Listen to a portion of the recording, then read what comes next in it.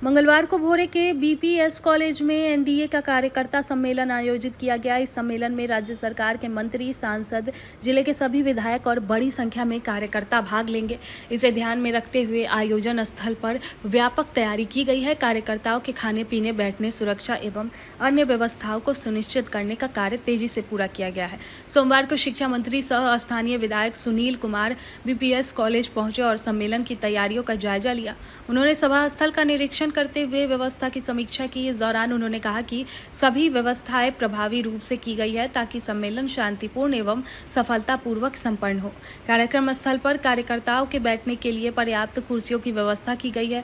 साथ ही खाने पीने के लिए स्टॉल और पानी की सुविधाएं भी लगाई गई है। सुरक्षा के मद्देनजर पुलिस बल की व्यापक तैनाती की गई है। पर्याप्त मंत्री सुनील कुमार ने सभी व्यवस्थाओं को देखते हुए आयोजकों को निर्देश दिया कि वे अंतिम समय तक सभी व्यवस्थाओं को सुदृढ़ बनाए रखे। इस मौके पर दीपू मिश्रा, लायक हुसैन, बिंदा सिंह, संतोष कुशवाहा, कुंज बिहारी मिश्रा समेत अन्य एनडीए के कार्यकर्ता भी मौजूद थे। उन्होंने बताया कि कार्यकर्ता सम्मेलन में भोरे विधानसभा से हजारों की संख्या में लोग शामिल होंगे। वहीं मंत्री सुनील कुमार ने कहा कि इस तरह के आयोजन से कार्यकर्ताओं का उत्साह बढ़ता है और संगठन मजबूत होता है। उन्होंने सभी से सहयोग करने की अपील की ताकि कार्यक्रम सुचारू रूप से संपन्न हो। देखिए, एनडीए के इस कार्यकर्ता सम्मेलन में सबसे ज़्यादा फोकस जो है कार्यकर्ताओं पर है और हम समझते हैं हज़ारों की संख्या में लोग आ रहे हैं। शायद ये मैदान भी छोटा पड़ जाए। तो लोगों ने निर्णय लिया था कि दूसरी जगह करेंगे, लेकिन वहाँ काफ़ी पानी इत्यादि है, इसलिए यहीं पर हम लोग व्यवस्था कर रहे हैं हर तरह की। और इसमें पांचों पार्टी के सभी जिलाध्यक्ष और पांचों पार्टियों के हमारे एनडीए के सभी प्रमुख नेतागण आएंगे। जहाँ तक हमें मालूम है, अभी तक कंफर्मेशन हुआ है माननीय मंत्री रत्नेश सदा जी का, फिर साथ में हमारे जो जनरल सेक्रेटरी हैं मनीष वर्मा जी, उनका हुआ है। उसके बाद सेगरीवाल साहब मेंबर ऑफ पार्लियामेंट भाजपा के, उनका है। और उसके अतिरिक्त माननीय मंत्री मेहता साहब जो भाजपा के हैं, वो भी हैं। और बाकी दलों के भी सभी प्रमुख राज्य स्तर के नेतागण रहेंगे। और हमारा जो मेन फोकस है कि किस तरह से हमारा जो अलायंस है एनडीए का, वो बिल्कुल चट्टानी एकता के साथ पूरे बिहार में हम लोग चुनाव लड़ेंगे नवंबर में। और कार्यकर्ताओं में जोश रहे, उत्साह रहे और आपसी किसी तरह का कोई मतभेद न रहे और हमारी एकता बरकरार रहे। और पार्टी जो भी निर्णय लेगी, जो भी एनडीए के उम्मीदवार होंगे सभी सीटों पर बिहार में या भोरे में या गोपालगंज में, तो सभी कार्यकर्ता, सभी नेतागण पूरे जोश के साथ, उत्साह के साथ और पूरे कर्तव्य निष्ठा के साथ, मनोयोग के साथ उसका समर्थन करेंगे। और ये एक तरह से हमारा जो हमारी एकता है उसका प्रदर्शन भी है, हमारी ताकत का प्रदर्शन है। और एक निश्चित रूप से एक अच्छा मैसेज आम आवाम में जाएगा। वैसे तो भोरे में हमें मौका मिला, जब यहाँ की जनता ने आशीर्वाद दिया, तो विकास के काफ़ी काम हुए हैं। 1200-1400 करोड़ के सारे कुछ मैं कह चुका हूँ पहले भी, चाहे दूध का प्लांट हो, चाहे बिजली का सबग्रिड पावर स्टेशन हो, या रोडें हों, अस्पताल हों, ब्लॉक का भी अब 3 ब्लॉक का टेंडर हो गया है।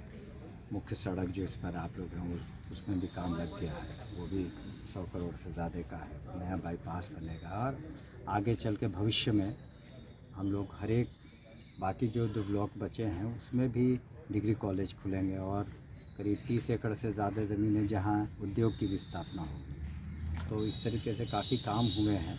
और पूरे बिहार में जिस तरह से माननीय मुख्यमंत्री जी ने महिलाओं का सशक्तिकरण पे काम किया है, या समाज के हर वर्ग के लिए शिक्षा, स्वास्थ्य, रोड, बिजली, पानी, सड़क, और माननीय प्रधानमंत्री जी की भी विशेष कृपा रही है।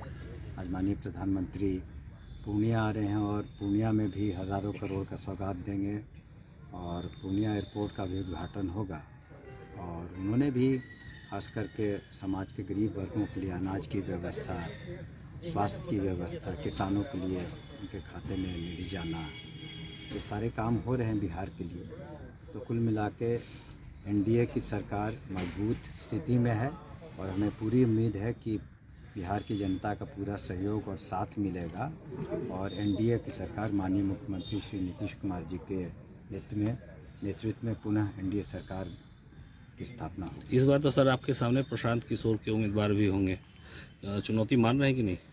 देखिए, डेमोक्रेसी में, प्रजातंत्र में, लोकतंत्र में हर किसी को अधिकार है अपनी ज़ोर आजमाइश करने का, लेकिन उसके लिए हमारे एनडीए तैयार है और निश्चित रूप से जो भी चुनौतियां हमारे सामने आएंगी वो उसका हम लोग डट के मुकाबला करेंगे।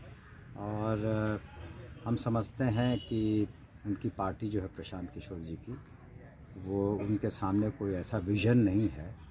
किसी अन्य दल को, एनडीए को क्रिटिसाइज़ करना बहुत आसान है, लेकिन आपके पास क्या विज़न है? माननीय मुख्यमंत्री जी ने तो 20 साल में दिखा दिया है कि बिहार में क्या बदलाव लाए हैं उन्होंने। वो तो लगातार सर आप ही के विभाग पर हमलावर रहते हैं कि बिहार में शिक्षा व्यवस्था तो वो तो आप यहाँ की जो अभी छात्राएं हैं उन्हीं से पूछ लीजिए। इसी कॉलेज में साइंस की पढ़ाई नहीं थी, अब साइंस की पढ़ाई हो रही है, इसमें नया लाइब्रेरी इत्यादि बनेगा। महिलाओं का जो लिटरेसी रेट है वो 2003 में क्या था, 34%, आज 75% से ज़्यादा है।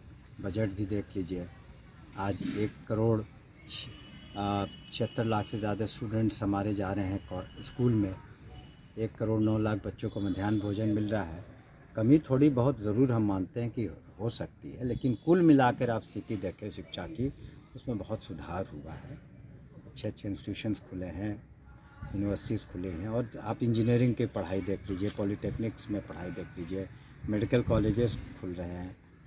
तो स्पोर्ट्स में आप देख लीजिए, स्पोर्ट्स यूनिवर्सिटी खुली है, स्किल यूनिवर्सिटी की स्थापना होने वाली है। तो आप जिस क्षेत्र को देखें और समाज का जिस वर्ग को देखें, सब जगह प्रगति है।